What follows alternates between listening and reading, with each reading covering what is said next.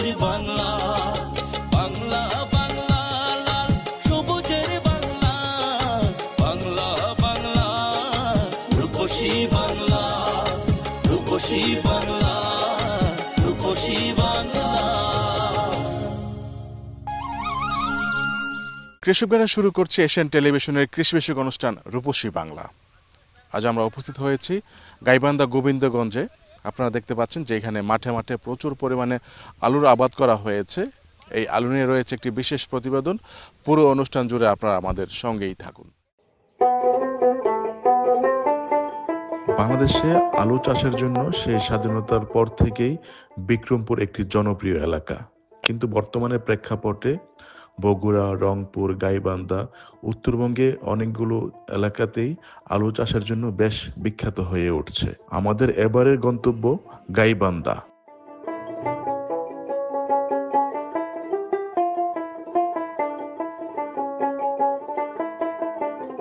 দর্শক, এই মুহূর্তে কথা বলছি বৈজ্ঞানিক কর্মকর্তা মোসাদ্দিক সাহেবের সঙ্গে। কেমন আছেন? জি আলহামদুলিল্লাহ ভালো। আপনি ভালো আছেন? হ্যাঁ, ভালো আছি। আজকে আমরা যে এখানে দেখতে পাচ্ছি প্রচুর পরিমাণে আলুর আবাদ হয়েছে এবং আপনারা সেই শুরু থেকে কৃষকদের সঙ্গে আছেন এবং দেখভাল করছেন। জি। এই বছরের ফলন কেমন? হ্যাঁ, আমি মাঠ ঘুরে যেটা দেখলাম, সাধারণত বাংলাদেশ 10 বছর আগে যদি আমরা কথা বলে থাকি, অনেক ভ্যারাইটি তখন আসলে হাইল্ডিং ভ্যারাইটি রিলিজ হয়নি। তখন অ্যাভারেজ আমাদের প্রতি একরে ছিল 6 টন, 5.5 টন থেকে 6 টন। এখন সেটা আলহামদুলিল্লাহ 8.5 টনে চলে গেছে, তার থেকে একটু বেশি। যেখানে আমাদের প্রতিবেশী রাষ্ট্রর 9 সামথিং। সুতরাং আমি মনে করি যে এই জায়গাটা আমাদের আরও কাজ করার আছে। যদি আমরা নতুন কোনো জাত আবার ডেভেলপ করতে পারি হাইল্ডিং, সেটা আপনার অনেক বেশি উৎপাদন দেবে এবং তাতে করে দেখা যাবে যে কৃষকের অনেক লাভ হবে। সুতরাং আমার মনে হয় যে এটা একটা আমাদের এই জায়গায় কাজ করা আছে, সুযোগ আছে।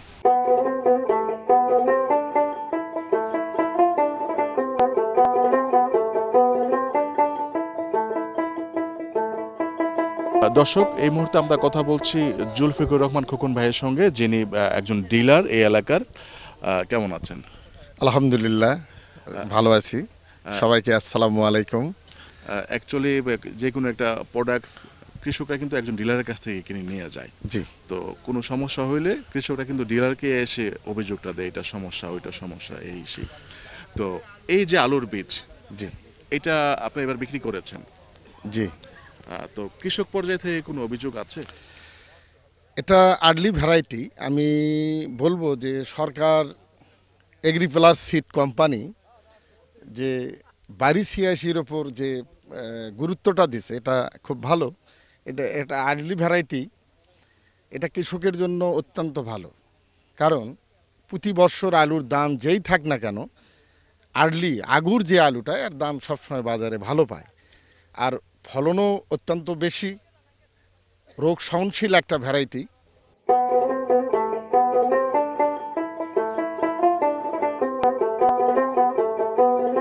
2024 সালে আলু নিয়ে সবচেয়ে বেশি বিতর্ক হয়েছিল দামের দিক থেকে।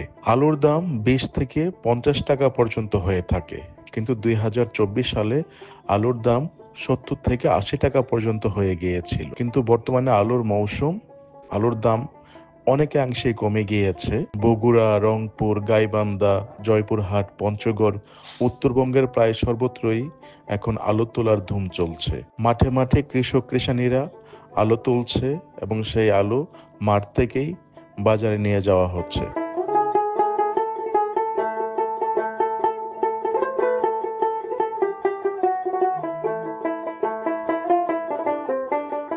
দর্শক, আমরা এই মুহূর্তে কথা বলছি একজন ডিলারের সঙ্গে। ওনার নাম হচ্ছে রুহুল কায়ুম। দেখতে পাচ্ছি যে আপনার আজকে মাঠ দিবসে অনেক ডিলাররা আসছে, অনেক কৃষকরা আসছে। আপনার একজন ডিলার হিসাবে আপনার প্রতিক্রিয়া কি?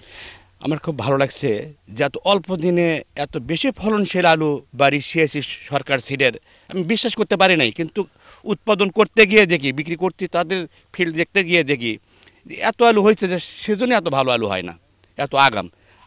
চাষিরা তাও বিক্রি করে ভালো ফলন পাচ্ছে, ভালো লাভ পাইছে। আমার মনে হয় এই জাতটা আরও ডেভেলপ করা উচিত, আরও ভালো করা উচিত। নাম কি বললেন?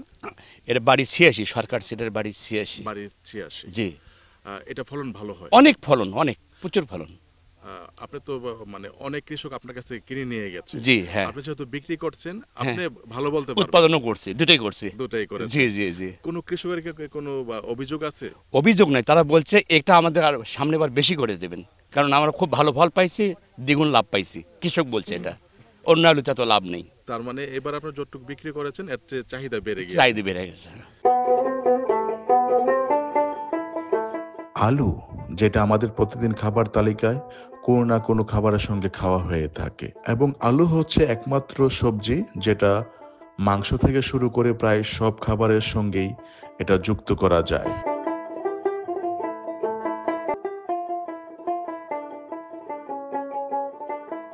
তাছাড়া আলু দিয়ে চিপস, পাঁপড় সহ বিভিন্ন ধরনের মজাদার খাবার তৈরি করা হয়।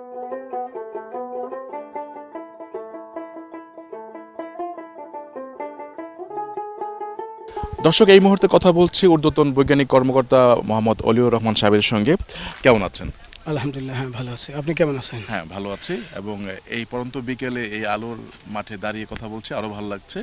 তো আমরা তো জানি যে আলুর বিভিন্ন ধরনের বীজ আছে, যেমন টমেটো আমরা গোল লম্বা বিভিন্ন বুঝতে পারি, কিন্তু আলু নিয়ে আমরা গ্রাহক পর্যায়ে অনেকে যাই না। আলু মানে আলুই বুঝি। আচ্ছা, বিভিন্ন আলুতে বিভিন্ন ক্যাটাগরি বা বিভিন্ন শ্রেণী আছে। যেমন আমরা যখন বলি যে মিনি টিউবার, প্রথম প্লান্টলেট থেকে আমরা যখন ভাইরাস ফ্রি কোনো সিড উৎপাদন করতে যাই, প্রথমে প্লান্টলেট তৈরি করি, টিস্যু কালচার ল্যাবের মধ্যে প্লান্টলেট তৈরি করি। প্লান্টলেট তৈরি করে প্লান্টলেট থেকে আমরা মিনি টিউবার উৎপাদন করি।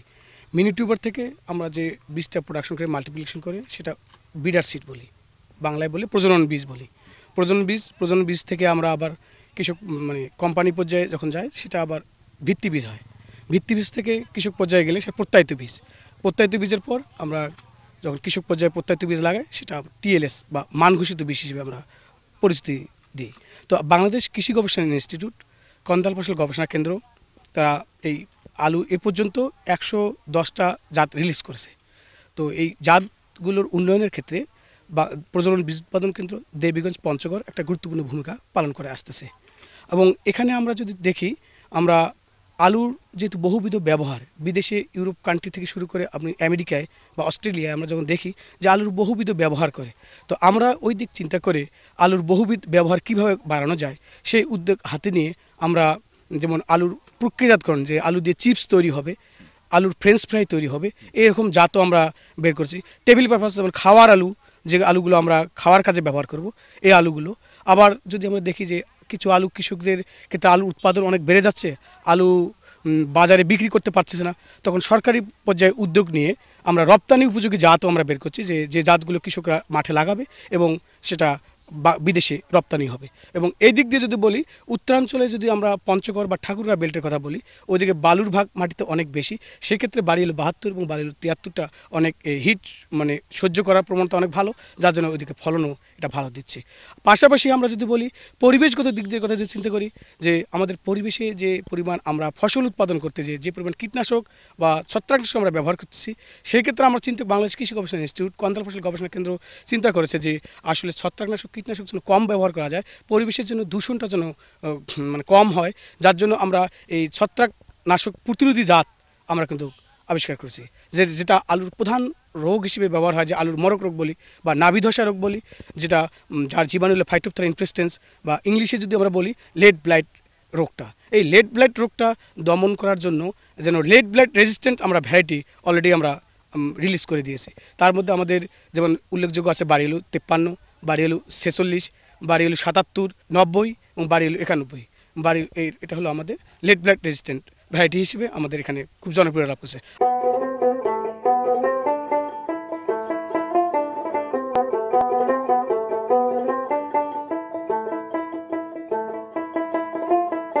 আমরা এই মুহূর্তে কথা বলছি সরকার এগ্রোর এমডি ডালিম সাহেবের সঙ্গে।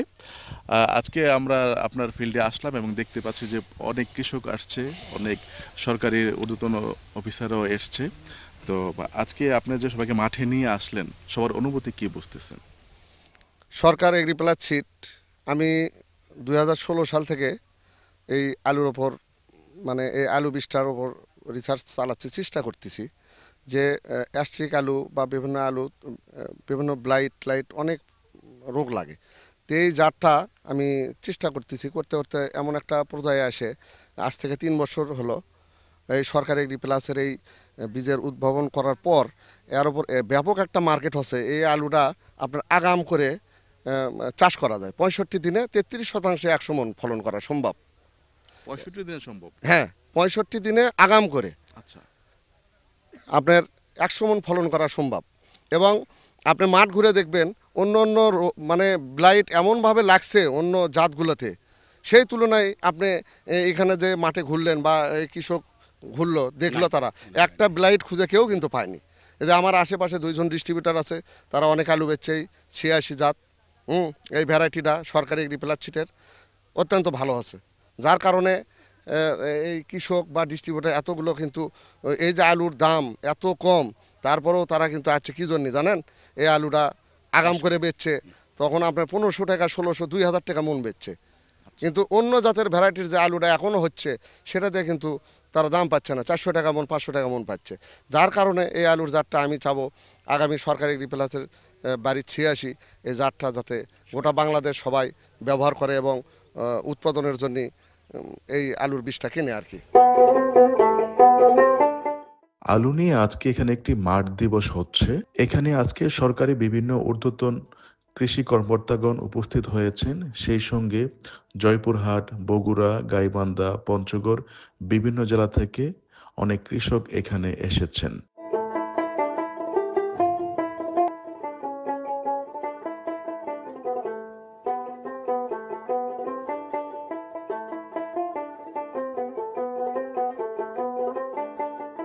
দর্শক, আমরা বড় আলুর পাশাপাশি যে আমরা ছোট আলু যেটা খেয়ে থাকি তেহরি বা অন্যান্য ভাবে, এই ছোট আলুর গাছটা আপনারা দেখতে পাচ্ছেন এবং নিচে প্রচুর আলু দেখা যাচ্ছে। ডালিম ভাই, অনেক আলু আছে। এইটাকে কি জাত বলা হয়? এটাকে বলে বগুড়ার ফাটা পাকড়ি। ফাটা পাকড়ি। হ্যাঁ, এটা কি একটু আঠালো টাইপের হয় নাকি? আঠালো টাইপেরও হয়, আবার বেশি খুব একটা আঠালো হয় না।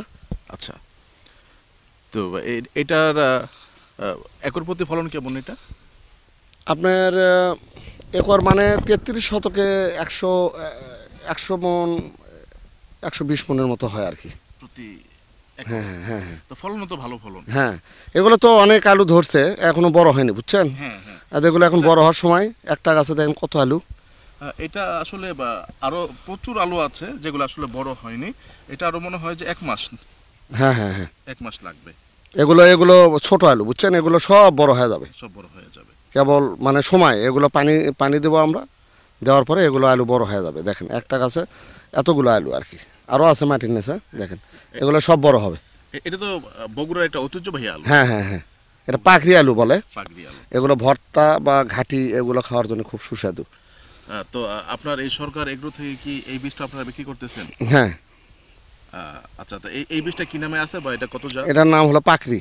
পাকড়ি। হ্যাঁ। এটা কি বাড়ি তো না? না না না, বাড়ির চেয়ে আছে সেটা বড়। বড়।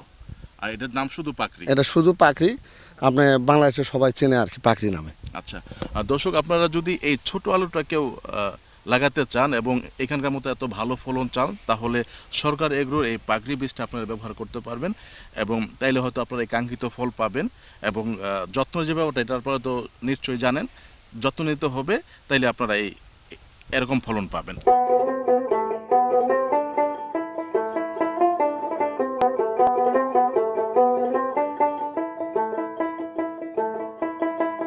দর্শক, আমরা দেখতে পাচ্ছি যে এখানে এই আলুগুলো ফলন হচ্ছে এবং সম্ভবত আরেকটু বড় হবে।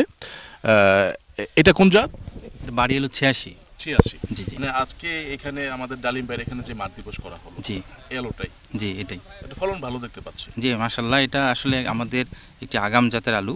সাধারণত যদি কৃষক চায় যে না, খাবার আলু হিসেবে সে 55 থেকে 60 দিনেও মানে উচ্চ মূল্যে সে বাজারে এটা বিক্রি করার জন্য এটা তুলতে পারবে মাঠ থেকে। বাড়ি আলু 86 বৈশিষ্ট্য কি লাল? লাল স্কিন এবং ভিতরে হচ্ছে হোয়াইট, হচ্ছে আপনার ভিতরটা। জি। আর খাওয়ার টেস্ট একই? হ্যাঁ, খাওয়ার টেস্ট অ্যাস্টিক্সের মতোই। এটা কি আলাদা কোনো বৈশিষ্ট্য আছে? এটা আলাদা বৈশিষ্ট্য হচ্ছে, এটা আর্লি হিসেবে মানে আমরা লাগাতে পারি। আমরা যদি ক্রপিং প্যাটার্নের ক্ষেত্রে ফিট করি, বাংলাদেশে যেহেতু ক্রপ ডাইভার্সিফিকেশনটা বেড়ে গেছে, আমরা এখন 2 ফসল 3 ফসল এমনকি 4 ফসলের দিকে যাচ্ছি, সেই 4 ফসলের ক্ষেত্রে যদি আমরা এই বাড়ি আলু সিএসিতে আমরা যদি ফিট করে নিতে পারি তাহলে আমাদের দেশে 4 ফসল পর্যন্ত করা সম্ভব হবে। এবং এই আলুটার ফলন কিন্তু অন্য যে কোনো জাতের তুলনায় এর আলুর ফলন কিন্তু অনেক বেশি। আর এই আলুর আরেকটা বৈশিষ্ট্য আমি বলি, এই আলুটা যদি আমরা অপটিমাম টাইম, আসলে আলুর বাংলাদেশের যে ঋতু, এই ঋতুতে অপটিমাম টাইমটা হচ্ছে 20 নভেম্বর থেকে 30 নভেম্বর আলুর অপটিমাম টাইম।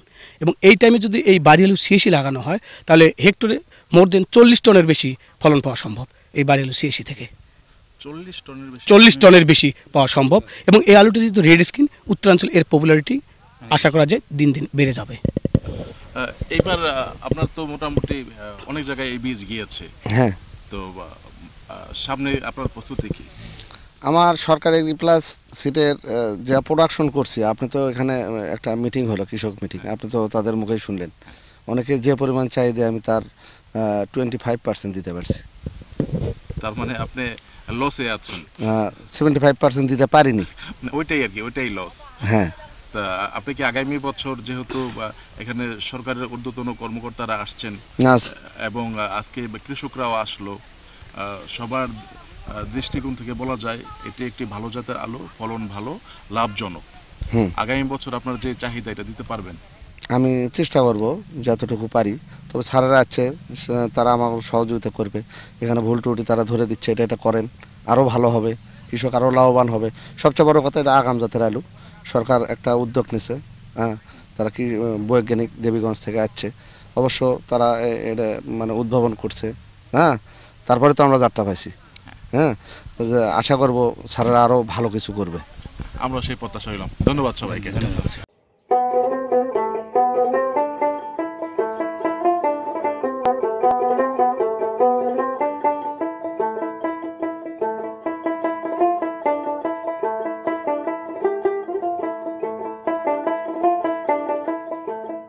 কৃষক ভাইরা, আপনার খামার, ফসলের মাঠ কিংবা আপনার বাগানের কৃষি সংক্রান্ত যে কোনো তথ্য এবং পরামর্শের জন্য আপনারা আমাদের সঙ্গে যোগাযোগ করতে পারেন 01717988588। কৃষক ভাইরা, গাইবান্ধার গোবিন্দগঞ্জ থেকে শেষ করছি আজকের অনুষ্ঠান রূপসী বাংলা। আগামী পর্ব দেখার আমন্ত্রণ রইল। সেই পর্যন্ত সবাই ভালো থাকবেন, সুস্থ থাকবেন। আল্লাহ হাফেজ।